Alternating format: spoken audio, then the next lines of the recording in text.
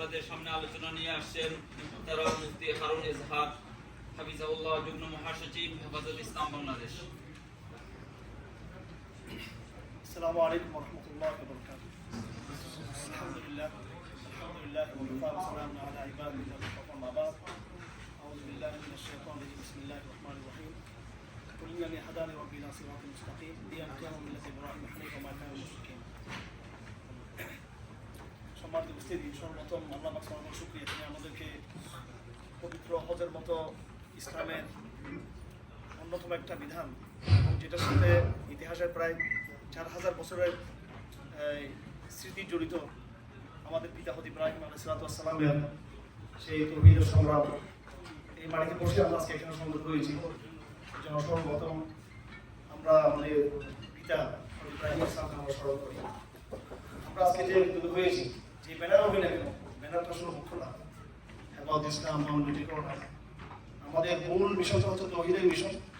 এই তাওহীদের মিশনের চর্চা করতে গিয়ে আমরা এখানে এসেছি, যে অনুসরণ করেছি আমরা আরাফাতের ময়দান, মিনা, মুজদালিফা, পবিত্র মক্কা, মদিনার প্রত্যেকটা জায়গায় ইসলাম প্রতিষ্ঠা, ইসলামের সংগ্রামের অসংখ্য স্মৃতি, অক্ষত স্মৃতি জড়িত হয়ে গেল।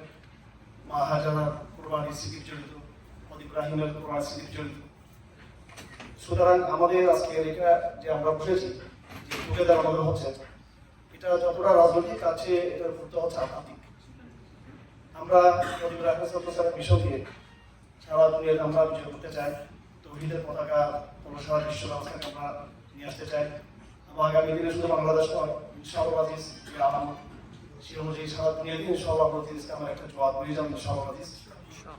আমি আপনাদের সুখে আদায় করতেছি বিগত ফ্যাসিজম বিরোধী লড়াই, জুলাই বিপ্লবে আমাদের সবচেয়ে বড় যেটা সাহসের বিষয় ছিল, আমরা বাংলাদেশে খুবই বিচ্ছিন্ন কিন্তু অনেক লড়াই ছিলাম, অনেক স্ক্রিন লড়াই ডিসকাশন ছিলাম।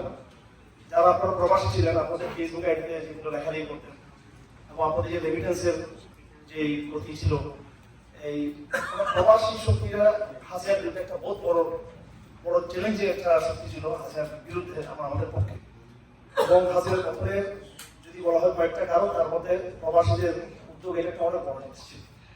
সুতরাং বিগত 1 বছর যাচ্ছে, 1446 হিজরিতে মুহররম মাসে শুরুতেই আল্লাহ সুবহানাহু ওয়া তাআলা এই বিতরণ থেকে আমাদের মুক্ত করেছেন, সেজন্য আমরা শুকরিয়া আদায় করি। আগামীতেও যে কোনো কঠিন সংগ্রামে আপনারা আমাদের সাথে থাকবেন। আপনারা আগেও ছিলেন আমাদের সাথে, মুজিবুর রহমানে আমাদের যে ত্যাগ ছিল, কোরবানি ছিল, 2013 সালে পরবর্তী সময়ে আলহামদুলিল্লাহ আপনারা আমাদের সঙ্গে ছিলেন, আপনাদের দরদ ছিল, আপনাদের ভালোবাসা ছিল, মায়া ছিল। এখন এটাকে একটু সুশৃঙ্খলভাবে, সাংগঠনিকভাবে এটাকে হওয়া দরকার। আমাদের অর্থনৈতিক শক্তিকে আরো শক্তিশালী করা দরকার, আমাদের কেন্দ্রীয় ফান্ড আরো মুক্ত হওয়া দরকার। আর রাজনৈতিক কষ্টে আমি যেটা বলবো সেটা হলো, হেফাজত ইসলাম এটা যদিও অরাজনৈতিক সংগঠন, অরাজনৈতিক সংগঠনের আপনার সরাসরি এই সংগঠন নিরীক্ষণ করবে না, রাজনীতিতে ইনভলভ হবে না, কিন্তু অবশ্যই এটা রাজনীতি নিয়ন্ত্রণ করবে। এটা একটা বলা হয় প্রেশার গ্রুপ। আপনি দেখুন বাংলাদেশে যতগুলো আইন পাশ হচ্ছে, প্রত্যেকটা আইনের পিছনে এনজিওদের ভূমিকা প্রত্যেকটা। এমন যখনই যে সরকার আসলে আমরা একটা কথা বলে দিতে চাই যে হাসিনা বিদায় নিলেও কিন্তু ইসলাম বিরোধী সংস্কৃতি যে লড়াই, এটা কিন্তু দেওয়া হয়নি। সংকট আমাদের সামনে উঠে আসছে। আমরা কুমিরের খপ্পর থেকে বাঘের খাবাই করতে যাচ্ছি, এটা আমাদের দেখার বিষয়। এখন আমাদের লড়াই শেষ হয় না। আমরা আশা করবো যে আপনারা আমাদের এই সংগ্রামের এই চরিত্রকে বোঝার চেষ্টা করবেন। আমরা সরাসরি হয়তো হেফাজতের বিষয় ঘটনা না, কিন্তু যারা এই সমাজে আসবে তাদের উপর প্রচন্ড শক্তিশালী একটা সামাজিক প্রেশার প্রয়োগের জন্য কাজ করে। এই আতঙ্ক যেন প্রত্যেকটা তাদের শক্তির মধ্যে যেন বিরাজ করে, প্রত্যেকটা শক্তির উপরে, এবং বাংলাদেশে যারা যারা রয়েছে তখন যারা আসে তাদের উপর যেন এই একটা মানসিক চাপ যেন থাকে।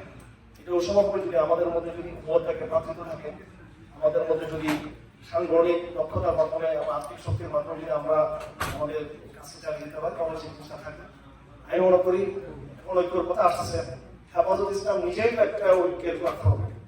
এখানে প্রত্যেকটা দলের লোকরা এগুলো রয়েছে, বিশেষ করে কমি ধারা যারা আছে। হেফাজতের কত শক্তিশালী হবে, অটোমেটিক ঐক্য এমনি শক্তিশালী হবে। আর এমনি হেফাজতের বাইরে আমরা যতই ঐক্য করি না, এটা আমার মনে হয় না সমাজের একটা বিষয়, বা এই বিষয়টা সামনে করলেও সেটা কঠোর সাস্টেন হবে, সেটা একটা চিন্তার বিষয়। জন্য হেফাজত ইসলামের ব্যানারে, রাজনৈতিক ব্যানারে আমাদের একটা সামাজিক শক্তি ঐক্য হতে পারে। সামাজিক শক্তির জায়গা থেকে আমরা অবশ্যই আমাদের রাজনীতিকে আমরা নিয়ন্ত্রণ করবো। আর আমার সর্বশেষ কথা হলো, বাংলাদেশের আবহাওয়া কিন্তু ভালো না, আপনার নজর রাখবেন। হাসিনার সময় এক ধরনের সংকট ছিল আমাদের, ভারতের ইনডাইরেক্টলি একটা ভূমিকা ছিল, ভারত হাসিনার মাধ্যমে কিন্তু এখন বর্তমান যেটা হয়েছে, ভারত সরাসরি যুদ্ধে লিপ্ত হয়েছে। আমি এটা আপনাদেরকে মেসেজ দিয়ে আমার বক্তব্য শেষ করতে চাই।